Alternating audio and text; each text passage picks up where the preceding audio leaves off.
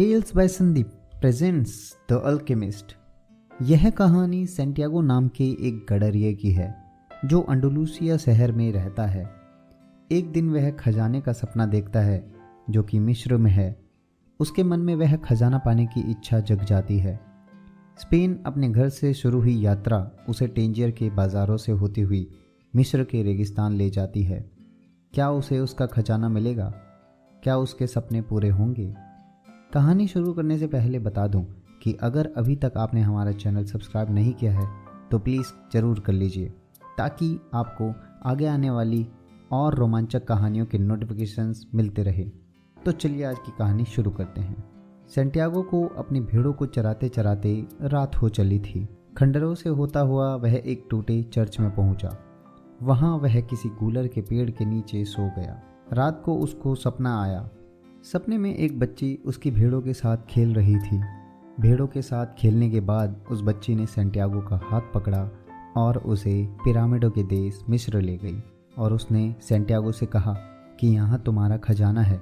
बच्ची उसे खजाना कहाँ है बताने ही वाली थी कि सैंटियागो की आंख खुल गई। सुबह सैंटियागो उठा और बाजार चला गया। वहाँ से उसने कुछ किताबें पढ़ने के लिए खरीद ली।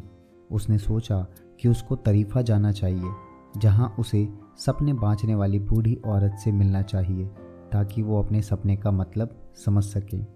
वह तरीफा उस औरत की कुटिया में जा पहुँचा। सैंटियागो ने अपना सपना उसे बताया।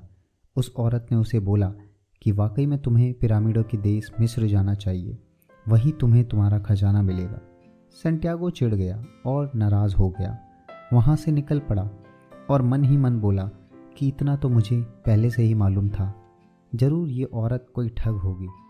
वह बैठकर अपनी किताब पढ़ ही रहा था कि उसके पास एक बूढ़ा चलकर आया जिससे कुछ देर तक उसकी बातचीत हुई। बातचीत में वह बूढ़ा उसे बोला कि तुम्हें अपनी तकदीर पाना होगा, तुम्हें सच में पिरामिडों के देश मिस्र जाना चाहिए। मैं तुम्हें बताऊंगा तुम्हारा खजाना कहाँ छिपा हुआ है। बदले में तुम्हें मुझे अपनी भेड़ों का 10वां हिस्सा देना होगा। बूढ़ा उसे बताता है कि वह असल में सलेम का बादशाह मेलविजडेक है। वह बूढ़ा उसे बताता है कि हम रोशनी के देवता लोगों को उनकी नियति पाने में मदद करते हैं। सैंटियागो ने बोला वो उस सौदे के बारे में सोच के बताएगा। सैंटियागो ने बहुत सोचा। सैंटियागो अपनी भेड़ों से बहुत प्यार करता था। उसे भेड़ों की चिंता सता रही थी। अगले दिन सैंटियागो भेड़ों का 10वां हिस्सा लेकर उस बूढ़े के पास पहुंचा और वह भेड़े उसे देते हुए बोला, अब बताओ कहाँ मिलेगा मुझे मेरा खजाना। बूढ़े ने बताया, तुम्हारा खजाना पिरामिडों के देश मिस्र में छुपा हुआ है। खजाने तक पहुंचने के लिए तुम्हें कुछ संकेतों का अनुकरण करना पड़ेगा। बूढ़े ने अपने सिर में ओढ़े हुए लबादे को हटाया। उसमें से बहुत चमक उठी। उसने सोने से बना कवच पहन रखा था। सैंटियागो को अब यकीन हो गया कि वह बूढ़ा वाकई में सलेम का बादशाह है। बूढ़े ने सैंटियागो को उरीम और थुमीम पकड़ाते हुए बोला, ये तुम्हें संकेत देते रहेंगे, तुम्हें इनके संकेतों का अनुकरण करना है।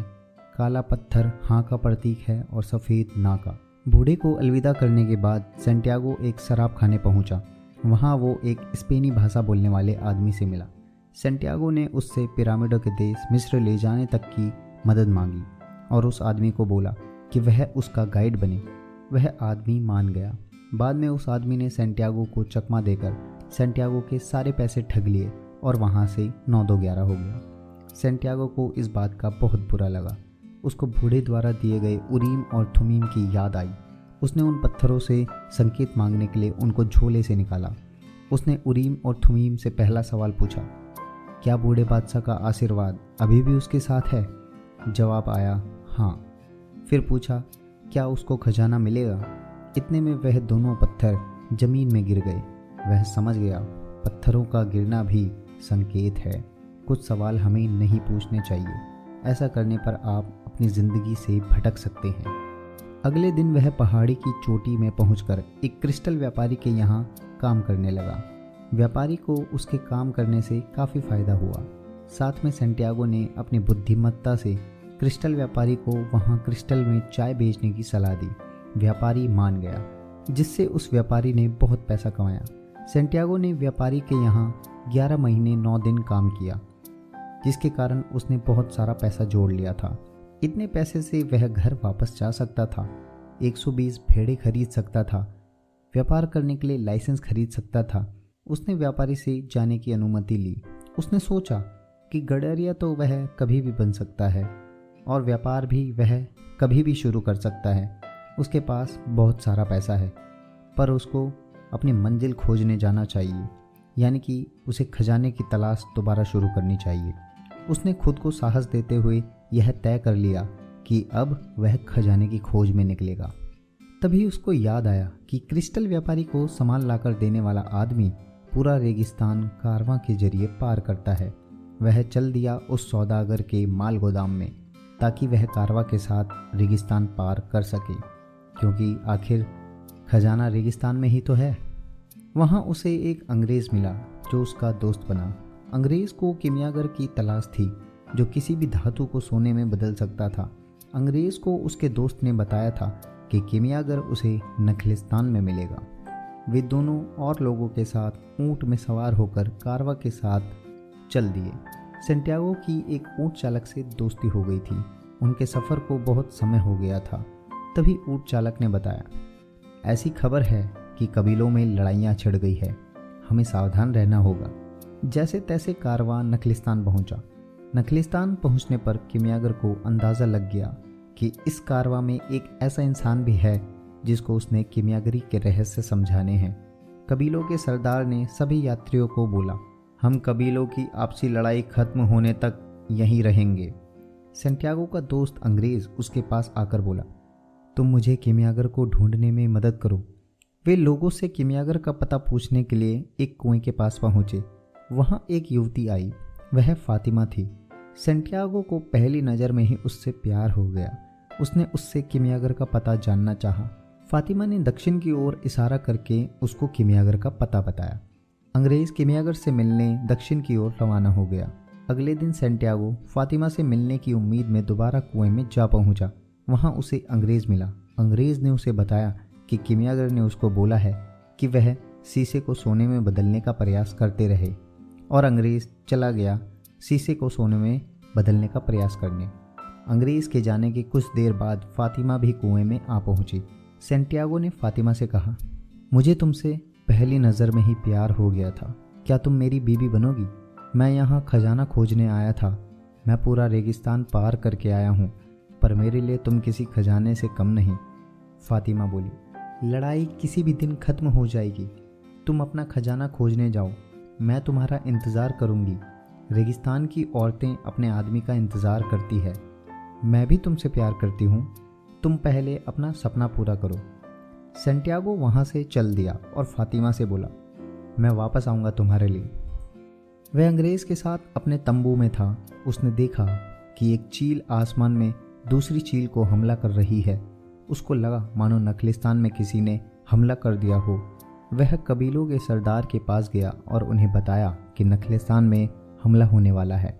सेंटियागो द्वारा दी गई सलाह के कारण कबीलों के सरदार ने नखलिस्तान के सभी निवासियों को अपने पास हथियार रखने की अनुमति दे दी और सेंटियागो को बोला, अगर नखलिस्तान में हमला नहीं हुआ तो यह सारे हथियार तुम्हारे ऊपर चलेंगे। सेंटियागो उस सरदार के तंबू से जाने को हुआ। चलते चलते बीच रास्ते में उसे सफ़ेद घोड़े पर सवार किसी ने रोक लिया। उसने पूछा, चील के संकेत तुमने पढ़े? सेंटियागो बोला, हाँ, मैंने ही पढ़े थे। घुड़सवार ने पूछा, तुमने ऐसा क्यों किया? सेंटियागो बोला, क्योंकि वह चील नखलिस्तान को बचाना चाहती थी। घुड़सवार बोला, तुम किसी की नियति नहीं बदल सकते।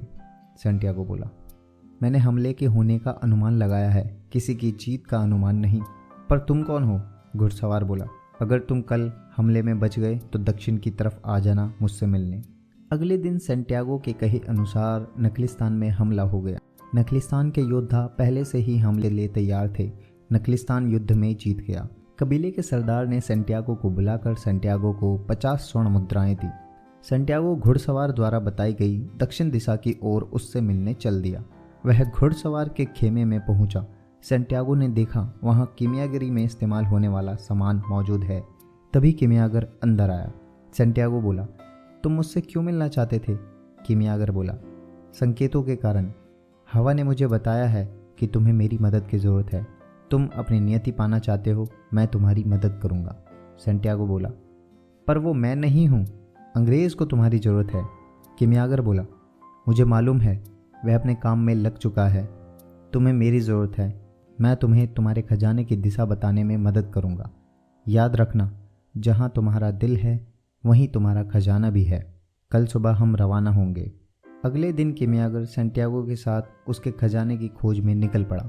करीब 7 दिनों तक वह सफ़र करते रहे। सेंटियागो का दिल उसे डराने लगा कि उसे खजाना नहीं मिलेगा, वह सब कुछ खो देगा, वह इसी रेगिस्तान में मर जाएगा। उसका दिल कभी बोलता कि सेंटियागो के पास बहुत पैसा है, अब क्यों वह खजाने की खोज में जा रहा है। सेंटियागो ने किमियागर से बोला कि उसका दिल उसे डराता है। किमियागर बोला, इसका मतलब तुम्हारा दिल अभी जिंदा है। यह बिल्कुल स्वाभाविक बात है। तुम बस अपने दिल की सुनते रहो, क्योंकि आखिर चुप तो तुम उसे करवा नहीं सकते। सेंटियागो समझ गया। अब उसने अपने दिल की सुनना शुरू कर दिया। वह अपने दिल की पैंतरेबाजी समझ चुका था। उसने अब अपने दिल को अपना दोस्त बना लिया। ऐसा करके उसने अपने दिल पर विजय पाई। अगले दिन कुछ कबीलों के सैनिकों ने उन्हें पकड़ लिया। सैनिक उन दोनों को पकड़ के मुखिया के तंबू में ले गए। किमियागर बोला, हम दोनों तो साधारण से आदमी हैं। मुखिया बोला, तो तुम दोनों यहाँ क्या कर रहे हो? किमियागर बोला, हम आपको देने के लिए स्वर्ण मुद्राएं लाए हैं। सेंटियागो ने अपनी स्वर्ण मुद्राएं मुखिया को पकड़ा दी। मुखिया बोला, तुम्हारा दोस्त क्या है? किमियागर बोला, यह एक किमियागर है। यह प्रकृति से मेलजोल कर सकता है और खुद को हवा में बदलकर इस तंबू को तहस नहस कर सकता है। मुखिया बोला, मैं इसको ऐसा करते देखना चाहता हूँ। किमियागर बोला, इसके लिए इसे 3 दिन चाहिए। मुखिया बोला, क्यों नहीं, इसे 3 दिन दिए, मगर यह अगर ऐसा नहीं कर पाया तो तुम दोनों को मरने के लिए तैयार रहना पड़ेगा। किमियागर और सेंटियागो तंबू से बाहर चले गए। डरते हुए सेंटियागो ने किमियागर से बोला, यह तुमने क्या कर दिया? मैं कैसे खुद को हवा में बदलूंगा? किमियागर बोला, वह तो तुम्हें सीखना पड़ेगा। किमियागरी से तुम खुद को हवा में बदल सकते हो। 3 दिन बाद सेंटियागो को खुद को हवा में बदलने के लिए बुलाया गया। सेंटियागो एक चट्टान की चोटी पर चढ़ गया। सेंटियागो ने हवा से बात करना शुरू किया। हवा बोली, तुम खुद को हवा में कैसे बदलोगे? सेंटियागो बोला, तुम मुझे कुछ चंद क्षणों के लिए हवा बना दो, मैं तुम्हें उसकी अनंत संभावनाएं दिखाऊंगा। हवा ने तेज बहना शुरू कर दिया। हवा ने जाना कि उसे इंसान को हवा में बदलना नहीं आता। उसे गुस्सा आ गया। वह और तेजी से बहने लगी। हवा बोली, अच्छा होगा मैं सूरज से पूछ लूं कि इंसान को हवा में कैसे बदला जाता है। सेंटियागो बोला, मैं तुम्हारी मदद करता हूँ, तुम बस इतना करो कि इस जगह को रेतीले अंधड़ से भर दो। हवा ने ऐसा ही किया और तेजी से बहने लगी। शिविर में कुछ भी देख पाना संभव नहीं था। सेंटियागो अब किसी को नहीं दिख रहा था। सेंटियागो ने सूरज को बोला कि तुम मुझे हवा में बदल दो। सूरज बोला, मैं ऐसा नहीं कर पाऊंगा। यह सुनकर हवा सूरज पर हंसने लगी। वह बोली, सूरज जैसा बुद्धिमान भी इंसान को हवा में बदलना नहीं जानता। वह और तेजी से बहने लगी। हवा ने खुद को अब बवंडर में बदल दिया। इस प्रकार सेंटियागो ने खुद को हवा में बदलकर वहां के शिविरों को धूल धूसरित कर सैनिकों को धराशायी कर दिया। मुखिया ने किमियागर और सेंटियागो को जाने दिया। किमियागर और सेंटियागो ने अपनी यात्रा फिर से आरंभ करी। चलते चलते वह एक मठ में पहुंचे। किमियागर ने मठवासी से उसके मठ की रसोई प्रयोग करने की विनती की। मठवासी ने अपनी अनुमति जताई। वह तीनों मठ के अंदर रसोई में पहुंचे। वहां किमियागर ने अपनी किमियागरी के हुनर से शीशे को सोने में बदला। किमियागर का काम हो गया। सब मठ के बाहर आए। किमियागर ने सेंटियागो से कहा कि आगे की यात्रा मात्र 3 घंटे की रह गई है, जो तुम्हें अकेले तय करनी पड़ेगी। किमियागर ने सोने के 4 टुकड़े किए। पहला टुकड़ा मठवासी को दिया, दूसरा सेंटियागो को। सेंटियागो को सोने का दूसरा हिस्सा देते हुए किमियागर ने कहा, यह उसके बदले जो तुम्हारा सोना मैंने सैनिकों को दे दिया था। तीसरा हिस्सा अपने पास रखा और चौथा हिस्सा उसने दोबारा मठवासी को देते हुए कहा कि अगर सेंटियागो को जरूरत पड़ेगी तो सेंटियागो यह चौथा हिस्सा लेने तुम्हारे पास आएगा।